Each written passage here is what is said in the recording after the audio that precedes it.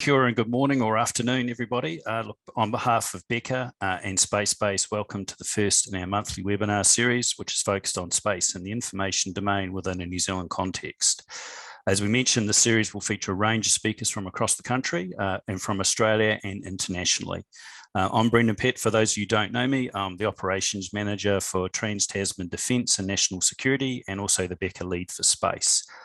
Beca, along with our partner SpaceBase, are hoping that through this series of webinars, we will help to inform, educate, and I guess importantly, connect us all across the various parts of the national space ecosystem to help support and grow both the national space capability, as well as our ability as a country to then contribute to the wider international space effort. I'd like to introduce your host for today's session, my colleague Jess Tucker. Jess has over 20 years experience in system engineering and science and technology development, predominantly in aerospace, including support to the US defence and civilian space programs. So over to you, Jess. Thanks, Brendan. So today in our first in our series of webinars, we will hear from the New Zealand Space Agency and from SpaceBase, who will together be setting the scene for space here in New Zealand. Our first speaker, Tim Searle of the New Zealand Space Agency, will provide the strategic context of space and New Zealand's aspirations from a government and policy perspective. Following Tim, Emeline and Paat-Dahlstrom of SpaceBase will outline the New Zealand ecosystem and where New Zealand can play an important role and contribute to space both nationally and globally. So next slide, please. Tim Searle is a senior policy advisor at the New Zealand Space Agency. New Zealand Space Agency is the lead government agency for space policy, regulation, and business development relating to outer space and high altitude activities in New Zealand. At the New Zealand Space Agency, Tim's work covers a number of areas under space, including policy development, R&D investment, and international agreements. Please welcome Tim Searle. Thank you very much, Jess, and thank you very much to Beca for having me. It's really great to see, like was mentioned earlier, a lot of familiar names in the audience. So I hope that I won't cover too much of things that you already know, but yeah, I also hope to give you something new. So yeah, my name is Tim Searle. I've been working in the New Zealand Space Agency for 3 years. I've been involved in the space industry as a whole, on and off, for about 10 or probably closer to 12 or 13 years now, having looked back at it. First got into it with some big projects with telecommunications here in New Zealand, and then some spaceborne radar projects in Brazil. I want to just give a bit of an introduction on how the Space Agency looks from New Zealand side, and try and set some of the strategic context for you. We're a relatively small team compared to other space agencies around the world. But we were set up in 2016 as a response to a request from a launch provider, Rocket Lab in this case, to launch from New Zealand. So we pretty quickly discovered that we needed to have a framework for regulating that, and how we're going to look at things going forward.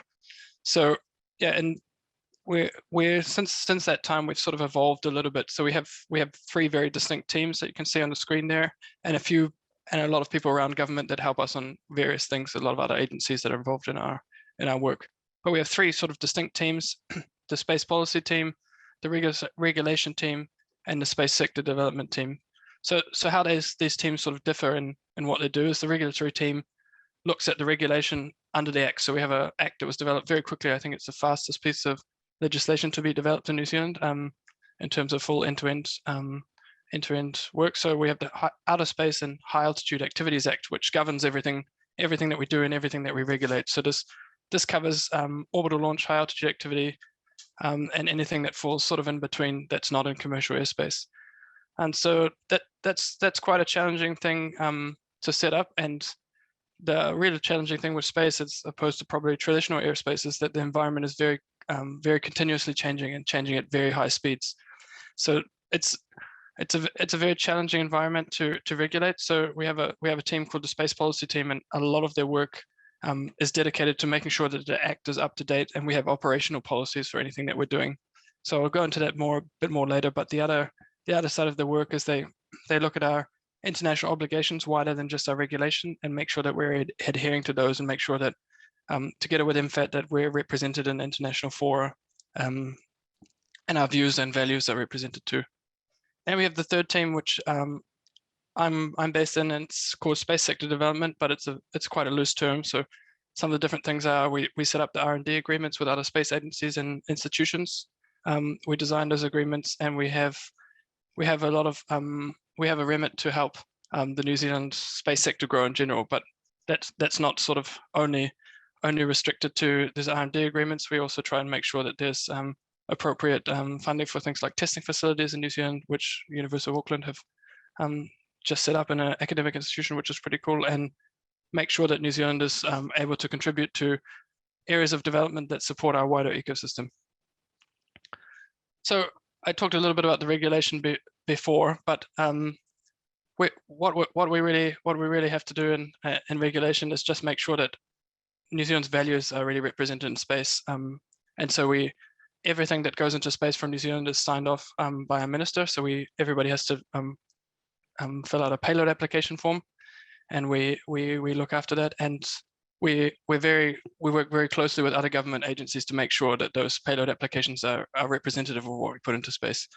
And we've enabled quite a lot of space launches from New Zealand, launched by a commercial firm, and we make sure that all of those payloads are up to date and permitted, which is quite a backlog now that Rocket Lab are increasing their launch cadence. And there's some interesting new payloads which pose a whole host of new challenges and changes. So we also co-regulate with the FAA. So some of our regulatory challenges are taken from their perspective, and we recognize actually other payload permits from certain countries and certain jurisdictions, in the same way that our payload permits are recognized sometimes by other jurisdictions as well. In terms of the space policy side, we talked about it, but we have internally what we call a sort of policy prioritization framework, which ranks sort of the issues that we need operational or policies done on, and we rank them in terms of, because there's a lot of things to cut off, we rank them into sort of chunks that we try and attack. So at the moment, our sort of really active policy topics are active debris removal and on-orbit servicing, which I personally have a little bit of work on. The suborbital flight is also being worked on. You see two quite distinct examples from New Zealand, Dawn and Kia, who might be into that suborbital range soon, and they might need a form of, I guess, legislation that does not completely exist, or it's not fit for purpose. So we're making sure that that's operational for them. And then we, as I said before, we support the international norm development and make sure that our views are represented in space. And I think that we can see from around the world, in terms of the strategic context that this webinar is based on, there's a lot of issues that have cropped up since the early 2000s or even the late 2000s when I really first started working with space, that actually need quite a lot of international development, and they need a decision before sort of catastrophic incident that prevents us from all using space for the wider benefits that we know exist.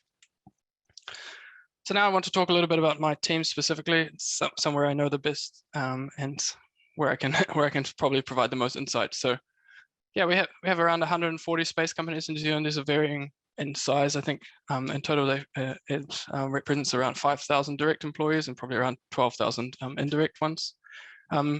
So some of our work, we like to support those and create as much of a thriving industry as possible, because the return to GDP per hour work for aerospace and space companies is much higher than any of our other, or a lot of our other traditional industries. So that's one of the reasons that as a government we have a focus on this. And in addition, we also have some geographic advantages from other countries, and we also have, I guess you can say, a policy development advantage in that we are a relatively small government, and it's possible to get all of the relevant agencies or representatives from all of the relevant agencies in a room very quickly to develop that policy and make sure we have a connected idea of thinking on that. And so the other part of our work that I'm very involved in, I'm going to talk about a bit further, is our science partnerships work. So we have a team inside MB that works on science partnerships, and the New Zealand Space Agency is inside of MB quite deliberately to make sure that we have still in. While we're committed to safety, we also have an economic development focus for the establishment of the space industry. And in addition, we have access to a science system and all of these structures and frameworks that exist for funding R&D. in addition, we try to help some of the companies sometimes to attract R&D investment to New Zealand, although there's a specific agency that also works on that, and I hopefully there's a few people from that present in case there's any questions, but that's New Zealand Trade and Enterprise. And some of the other work that we do is sort of a more ad hoc basis, but it's really really important as well, is engage in school and university programs. So we've worked with the Ministry of Education and will be implemented by Museum of Otago will be a traveling school bus traveling around schools, educating school-age children on the benefits of space and how to enter space as a career. We've looked after sort of NASA internships, which have been going for quite a while now. We've just had a new cohort starting, but they are starting in much more of a remote working capacity, whereas previously they were on campus, either at JPL or various different locations. And then we have the sort of other little things that we work on, which is sort of the Act in Space. We're represented at Tech Week, and we help SOFIA, which is the DLR and NASA plane that was formerly active in the South Island. We help them with their outreach events and things like that. So I want to talk about, because I don't have too much time left, but I want to talk about one of our specific partnerships, which is the DLR. So we have a really long-standing science relationship with Germany. Since 1977, we signed a science-based treaty, and DLR are one of the most established research agencies in the world. And so we decided they would be a very, very good partner for us in terms of making sure that our space industry was going beyond only this a short spike in very good activity, but make sure that we have a long stream of R&D to follow that. So we funded 12 feasibility studies in the area, and what these looked at is 3 specific areas that were important to the country in general. These are optical communication, synthetic aperture radar, and in-space propulsion, with a few deviations from these exact courses. And those were jointly decided by sort of setting up a Venn diagram between New Zealand and Germany and what our focuses are and where we had strengths that we'd like to capitalize on. And so we're hoping that this leads to sort of longer programmatic missions, and you should see announcements in less than a week about where we're going with this DLR partnership and what we're doing. But it's been very challenging working on science across borders when you're not able to travel, but all of the academic institutions and companies that are engaged in this have done really well. And something that we have done different in our R&D design and from New Zealand and around the world is that we open it up to companies as well as research institutions for what concerns space. And this is because we recognize that a lot of our frontier R&D in this area happens in commercial firms as well as academic institutions. So I guess the ideal scenario is that you have sort of this constant flow of information between academic institutions and companies, and you keep a very healthy ecosystem going. I also want to talk about, I think I'm running out of time, so this might be my last discussion point, but New Zealand is also a partner in an EDF, Environmental Defence Fund mission called Methane Set. And this is a satellite that will measure methane emissions with very, very high accuracy. So where the New Zealand government is most interested in this is actually together with Rocket Lab doing the operational part and then be providing the funding, set up a mission operations center, which they've now handed over to University of Auckland. So University of Auckland will run all the operations for that satellite, and all the science will come through them. And so we're also wanting to set up a lot of the atmospheric research to take place from New Zealand, and a lot of New Zealand scientists will have shared first access to that data. And the satellites, I guess, aim is it's set up by a lot of philanthropists and also governments that have an interest in making sure that the way we measure climate and specifically methane emissions is accurate, and it can be fit for purpose and everybody achieving their sort of climate goals worldwide. I'm just going to briefly rush over this last few because I'm getting close to overtime, but something I think is a really novel partnership is there's a NASA Cygnus mission that's been going for quite a while that provides advanced weather warning for dangerous hurricanes and other extreme weather events. And in New Zealand and University of Auckland again are looking to partner or have partnered with NASA to actually to put a unit on top of underneath actually an Air New Zealand plane. And the reason, which is a commercial aircraft which will continuously fly as part of a commercial operation. The reason I think this is quite novel and quite unique to New Zealand is it's really hard. I don't know, there's some people on this call that will know how difficult it is to change anything that's on a commercial aircraft. And to have a send and receive unit on the basis of an aircraft that's not performing the operational function is really frontier, and it could change the world in terms of how we collect Earth observation and also weather data. Imagine if you can imagine that every commercial aircraft has other sensors fitted that don't interfere with their main aircraft operations. We could be really collecting a lot more data than we do now. We also looked at together with some partners, we quite often work on how we can best get the most value for all parties. And so we had a big partnership with Maxar Technologies this year to have a hackathon. It was really well attended actually. So it is based on mostly university students to basically come up with new ideas to use Earth observation data. That was the benefit for Maxar, that people would be developing platforms or ideas using their technology. And a benefit for New Zealanders was that we might think of new ideas on how to monitor our natural environment, and also how to operationalize some of these ideas. So this took place over a weekend hackathon, and sort of had very, very nice prizes from Maxar in terms of long-term subscriptions to data and cash prizes. So I think that was really valuable, and we're hoping to sort of replicate those kind of initiatives in the future. So I've done a little bit about how the space environment looked already, but I'd really like to thank you for all your time, and thank you to Beca for having me. And I'm happy to answer any questions, because I know it was kind of a rush over a very broad range of topics. So thank you. Thanks, Tim. We've got some questions that have come through in the Q&A box, some of which you might be able to answer by typing while SpaceBase speaks. Otherwise, some of them may be of interest to a broader audience, and we will hold them for the Q&A session after this next one. So if you haven't already, if you've got questions for Tim or for any of our speakers today, please do make use of that Q&A box. We're seeing questions coming through, and it actually really helps us make sure that we're keeping track of what you're asking and can address the things that you're raising. So now I'd like to introduce our next speakers, Emeline Paat-Dahlstrom and Eric Dahlstrom, co-founders of SpaceBase, a social enterprise focused on democratizing space for everyone by creating space ecosystems in developing and emerging countries, starting with New Zealand. Emeline serves as the CEO of SpaceBase, following previous roles in academic, consulting, and space commerce leadership.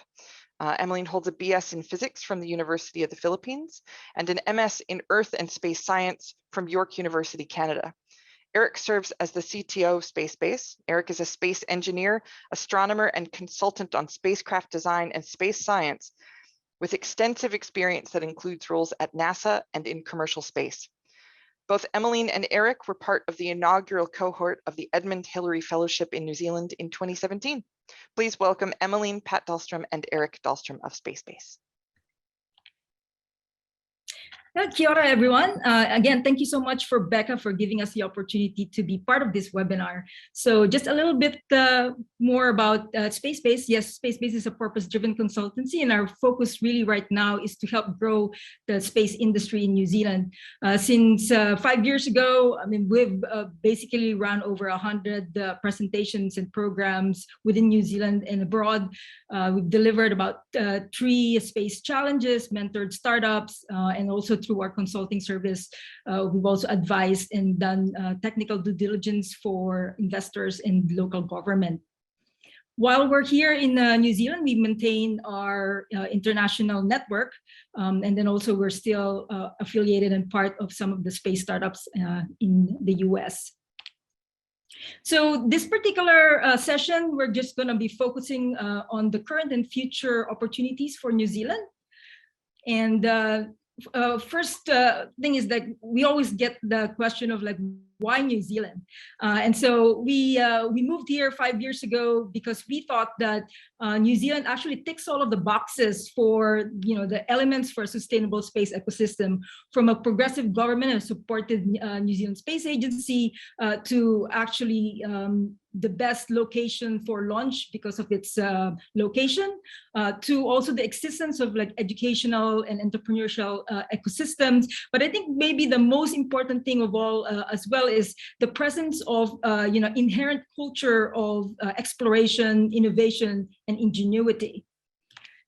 So when we first started, actually, we created this New Zealand Aerospace Directory because we wanted to know where all of the organizations are.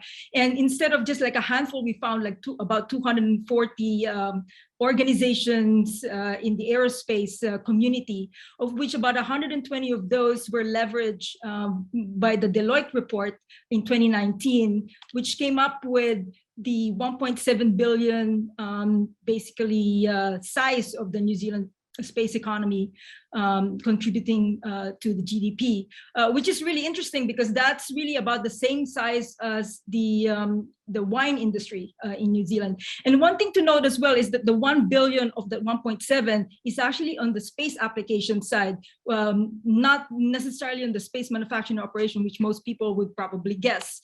And so here's another way of like looking. From the directory, we saw some of the niches that are beginning to emerge, from basically on-orbit propulsion to satellite manufacturing in the north, to kind of like ground stations in the south, and then also manufacturing of satellite components and spacecraft kind of like in the middle of the country. Another way to look at this also is basically looking at where those companies and organizations are within the different regions. And as you can see here from a study that we did with Martin Jenskins 2 years ago, is that Wellington, Canterbury, and Otago actually are overperforming when you look at how they stack up with the population. Another way to also see is that for some of these segments like manufacturing and data analysis, this is sort of like the spread within regions. As you can see, Canterbury has a lot of manufacturing happening at the moment. And then with data analysis, it's kind of like spread all around the country. And then it's also really interesting that just within the last kind of like few years, it's great to see kind of like homegrown space startup companies that are beginning to start in New Zealand. And these are not just like run-of-the-mill, just another space craft or just another launch company or satellite. I think we think that these are actually going to be potentially disruptors in the future if they become successful, from space planes to plasma propulsion and like landing pads on the moon. So to be able to understand as well kind of like the opportunities that New Zealand could have in kind of like the global arena, it's also good to understand the trends like globally. So today, the definition of the space industry is no longer just rockets and rocket ships. It's really sort of like that whole supply chain is the opportunity here. And one thing to think about this is that every terrestrial industry today has an analog in the space industry. So here today, actually, this is 2019. In 2022, the global space economy is already over 400 billion. And as you can see here, the government kind of like section is only about a quarter. And then also we always think about launches and rockets, but that's just like a small sliver, like that 5 billion compared to that 366 on the graph. And really the 75% or 70% of it is really satellite applications and operations. So another way to think about this is that the downstream applications of the whole space economy is a lot bigger than the upstream manufacturing, which is always normally kind of what's on the news today.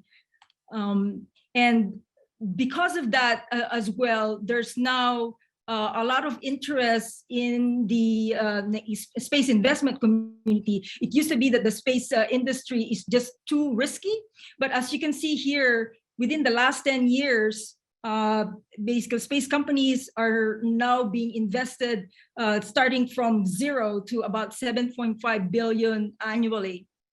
And that's actually getting even bigger as years go by. And again, similarly, there's now about 1,700 companies today that are receiving investments, total $250 billion. And again, as you can see on the pie chart, the biggest kind of like segment of that funding is going to applications, which is really important to note, because if you're a startup company today, that's really where the funding is, and that's also where the impact is.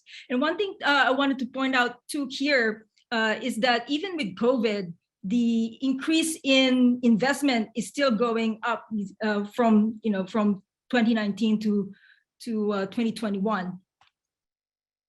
And with this interest in the space applications segment of the industry, it also propelled kind of like a boom for launching satellites. Basically, as you can see in this graph, where there's an exponential growth in launches, which is another problem in itself, but we're not going to talk about that in this session. But essentially, that propelled this new small satellite launch market that kind of like recently happened in the last 5 years. And today there's about 150 launch companies. Some of them, or most of them, are really on paper or vaporware, but it's great that Rocket Lab is actually at the forefront of this and has like about 4 years of lead time from the rest of the competition. Yeah, so I'd like to talk a little bit about the different space opportunities. Like Emeline mentioned, it's far more than just rockets and spacecraft. And this is our own version of comparing barriers at the entry, going with the harder going at the top and the opportunity timeline going off to the right.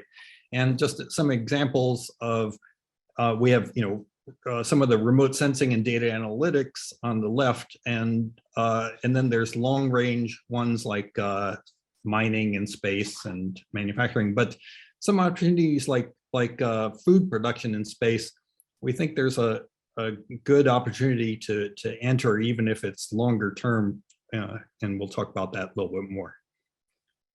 So focusing some of the downstream markets and some of the illustrations of where New Zealand is working and opportunities. There's a lot of work going on in New Zealand and precision agriculture, combining satellite data and Internet of Things, and it's all the costs have reduced so that a lot of these things are now becoming cost effective for increasing yields or reducing inputs and reducing pollution. And there's more opportunities in that coming up in the future. New Zealand is responsible for a huge area of the ocean, and it's really only satellites that can address this at a global scale. And so there's a combination of monitoring of transmissions, AIS transmissions from ships, to radar satellites, to optical and monitoring plankton and things like that. So it's a massive coordinated effort for the shipping fleets, and you can also address some of the environmental and humanitarian issues, such as illegal fishing, where you can actually there's a combination of different different satellite companies that are cooperating to identify where ships turn off their transmitters and rendezvous in the middle of the ocean for transshipment of illegal fishing. And so it's once again, the satellites are an opportunity to address these global issues.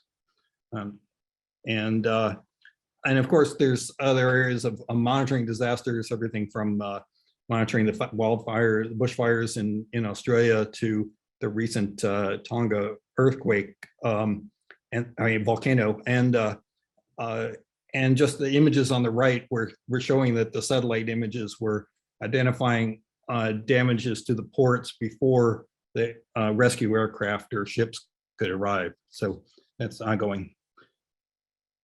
And there's many companies and research institutes in New Zealand that are actually using the power of computing and cloud computing and machine learning to analyze the data. It's there's like 12 terabytes per day from free data from ESA and similar from NASA and commercial satellites. So it's a huge opportunity in this area. New Zealand also has lots of innovative use of small Internet of Things, small data transmissions to satellites, from tracking wildlife to monitoring beehives remotely. And so it's this is a great area for small scale innovation. I mean, students are now playing with these things. It's for talking directly to satellites. Some of the industry opportunities for comparing on the left, some of the industrial base of New Zealand in these different areas, and space examples on the right in New Zealand. We have precision engineering that there's a number of space of companies that are supplying parts and engineering, for example, for Rocket Lab, although many of are they're all under NDA. They can't talk about what they're doing, but they're also supplying for US and European customers. So there's a lot of the traditional engineering is reached the precision level that is applied to space. And so it's a easier direct connection. And the same way that sensors and components that because a combination of the increasing quality and capabilities of terrestrial components, but also the more use in space of commercial off-the-shelf components. There's a long history in New Zealand of propulsion innovation, but there's a lot going on in space in both launch with Rocket Lab and Dawn, but also on orbit propulsion. There's quite a few different innovations there. And for example, Dawn's green non-toxic propellant for satellite propulsion is really taking off and being adopted by many customers around the world. There's a lot of testing facilities being developed, including in Auckland, there's a spacecraft testing facility being developed. There's a lot of interest in Christchurch as well. And there's and Project Tafaki, which I hope we'll be able to hear about later on in this lecture series, but they a really innovative partnership between New Zealand government and parts of Ngāi Tahu iwi. But it's important. I mean, Tafaki is trying to balance the environmental protection of the area with aerospace flight tests. And then an accident of the geography of New Zealand is that high latitudes are very good for ground stations for polar orbiting satellites. And so we have, just like Sweden and Norway have ground stations, New Zealand has a fantastic ground station site at the southern tip of the South Island. And Leo Labs, with their radar for tracking satellites and space debris, is also making use of this geometry. And so for the longer term, we have lots of activities going on with the Moon and Mars missions. And it's interesting that the first launch for NASA's return to the Moon is going to be hopefully in a couple months, launching from New Zealand with the Project Capstone, the Capstone mission. But there's also these, so for example, the commercial lunar payload services companies like Sirius Robotics that who are Edmund Hillary Fellows and have a connection with New Zealand. So there are opportunities for New Zealand involvement in lunar activities for you. And we have things like companies that are looking at solar power and solar cells, and extraterrestrial power is developing a pathway to start to make future cells on the moon. And we have aspiring materials with lunar concrete, do studies for future structures on the moon.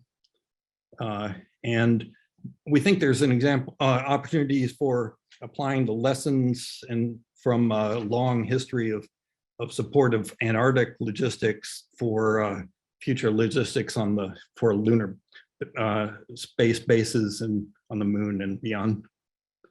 And another area that has a little bit of work going on right now, but the potential for agriculture in extreme environments. I think there's a lot of expertise in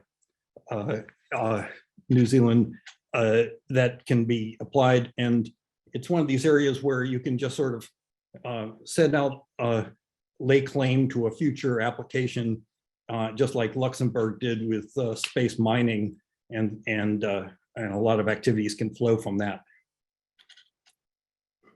Yeah, so there's a lot of opportunities definitely on the industry side, but we certainly need to also work in parallel on capacity building to actually also make this all happen. So here's also another way of looking at the landscape for educational and community initiatives that are happening today. Today, there is no aerospace engineering degree that's actually offered in New Zealand yet, but there's already programs like the APSS, the Auckland Space Institute, and also we have heard of many basically plans for creating this aerospace space-related programs and degrees in Auckland, Canterbury, and Victoria. And then also there are definitely STEM initiatives that are happening, as New Zealand Space Agency mentioned. There's the NASA internships, the hackathons. There's now space clubs and associations that are being birthed all throughout New Zealand. And as for us, for SpaceBase, we have run 3 space challenges since 2018. So actually, this is a short plug that we would love to have you watch the Space for Planet Earth Challenge final pitch and awards event on 18 February. It's all online. Please register on spaceforearth.org or space.co. And then basically this is our last slide here, where really our aspiration for New Zealand is that we think that New Zealand can be a great brand leader in space. So just like other countries like Luxembourg with the research mining, and Canada and Japan for robotics, we think that New Zealand can be basically the brand leader for greening space with all of the initiatives that are happening today. And so we encourage you to basically look and see how you can participate basically in the industry.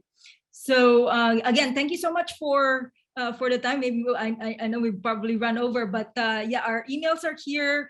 Check us out at spacebase.co. We also run a podcast. If you're not in the directory, also please get listed, and please get in touch if you're interested in being part of the space industry. Thank you. Thank you very much. So there have been a number of questions that have come through already in the Q&A window, but we'll open it up for questions to both Eric and Emeline, as well as to Tim. There have been some text responses back and forth already. So let's start. There's a number of folks. Emeline have just commented that there's a Master's of Aerospace Engineering at University of Auckland since 2021, and that UC has an aerospace minor for mechanical engineers beginning this year. Great, thank you. So let's start with some of the unanswered questions. I think, Tim, you've you indicated you'd like to answer this one. So how do you see the New Zealand space industry working with other domestic industries?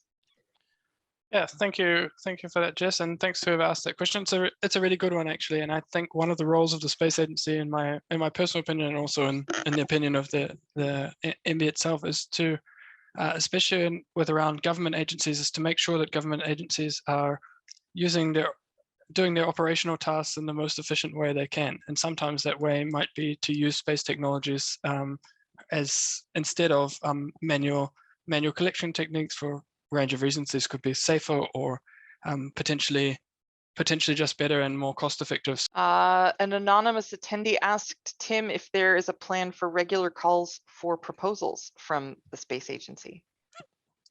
Okay, so I can definitely answer that one, and I can also come back to John's last question as well in a second, where I can actually probably provide more of an answer.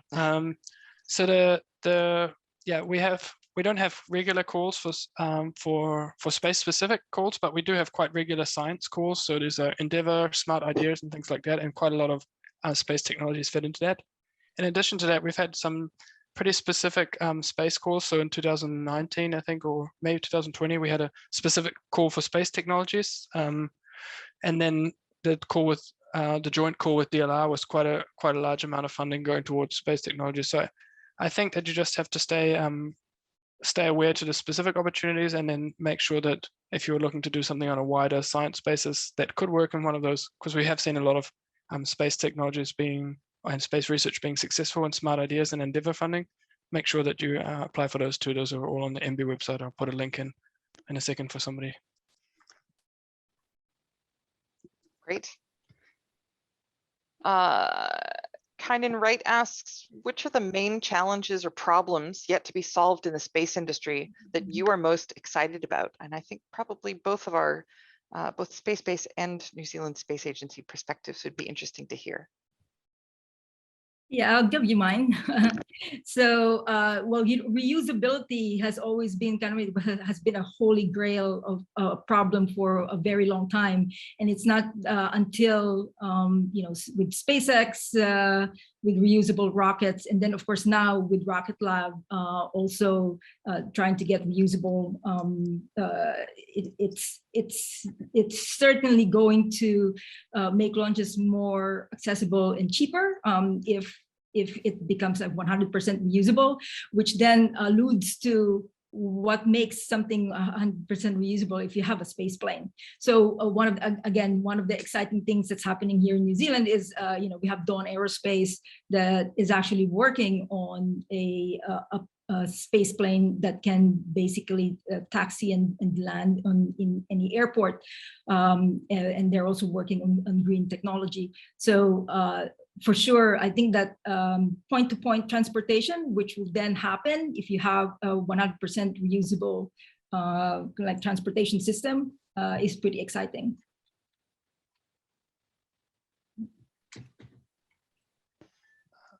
So I guess I can also provide a second answer that I think is most personally exciting. I think some of the more difficult logistical challenges streamline objects in orbit to perform more tasks, so you're having less objects in orbit that perform more things. So I think in the future, I really think that relay satellites and kind of the condensing of operations of different satellites into sort of singular, more performance satellites might be introduced, and sort of technical advances like on-orbit processing of data might make some more of that possible. So yeah, that's my thing. And also I'm quite interested to see how sort of widespread satellite internet changes the world infrastructure. I mean, we have a huge amount of optical fiber cables going around, and it might change that whole ecosystem. Thanks. Great. We have a question here about what is the role for New Zealand, if any, in NASA's Artemis mission series? The Capstone project was mentioned. I'll just mention it from an outside perspective, is that the New Zealand has signed the Artemis Accords with NASA, and which is an agreement of how to operate without interference and on the moon and things like that. But as far as I understand, and Tim can correct me, but there's no New Zealand government-funded role in the Artemis yet. But the capstone mission basically is a NASA-funded mission to send a CubeSat into the orbit of the moon. That's to test out the future Gateway space station there. But it purchased a launch from Rocket Lab, and so hopefully it's going to launch targeted 19th of March this year.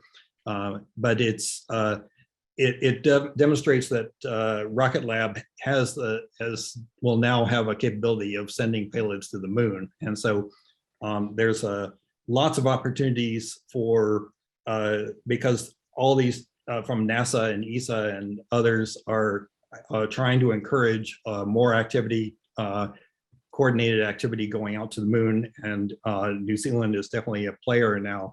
The question is, what can we do in the future? So, Emeline, someone has prompted you to give has requested a 1-minute overview of the upcoming ISU Space Junk event. Sounds related. Oh, thank you. Yeah, so basically, it's also another event that's coming up next week. It's on the 4th and 5th of February, all online, free to students. And the focus really is on space junk. So it's an interdisciplinary international conference where we're going to focus on the different aspects of from basically law to policy, to mitigation, to the technology. So we really... how do people find out more? How do people find out more? It's adelaide.isunet.edu. I think it's the conference registration. Thank you. I think we've got one more question and then we may have to wrap it up there. The question is pretty broad, and I think you both SpaceBase and the space agency might want to answer. As there's a wide range of space industries in New Zealand, do you think there are any gaps or areas that could be developed? Yeah, I'm happy to have a first go at that one. So one of my areas where I would like to see developed in New Zealand, I guess this is on a personal basis, is I think there's still quite a disconnect between people that use Earth observation data or develop things out of that and the end users. So I think there's quite a lot of value to be gained from making sure that platforms or technologies reach end users in a format that they see as useful. So I think especially in agriculture industries, and this also goes for the government agencies that I talked about earlier, there's a lot of free or relatively inexpensive data sets that can be turned into operational tools for people relatively easy. So I would like to see those utilized better, but there's a ton of areas that can be improved. Yeah, I would agree with Tim. And I think this is an area where New Zealand has opportunity to really lead, because agri-tech is so strong, and there's such a tight community between people developing solutions and the users, and that I've seen for decades we've seen really huge gaps in the US between the users and the developers. But in New Zealand, we have an opportunity to really connect and make a lot of progress really quickly. Awesome. Well, at this point, I think we'll probably wrap it here. One of the things I do want to do before we depart is just put contact information in the chat to everyone for the space and information domain webinar planning team. So thank you to all three of our speakers for sharing their insights with us today. And thank you to our audience for your time and for your attention. And I really hope that you learned something novel and noteworthy, and that you'll come along for our next one. The next webinar in February, pending final confirmation, we're hoping to hear from the New Zealand Space Institute. We're hoping to hear from the Space Institute, as well as from Project Tawhaki. The dates will be confirmed via social media, So the same way that you got this invite, keep your eyes out for an announcement coming along shortly. You can find all of us on LinkedIn. The webinar team names and email addresses are below, and a recording of this should be available to you via Zoom link or Zoom information in your inbox. So thank you all for your attention. Thank you to our speakers, and I'm really looking forward to seeing you all next time.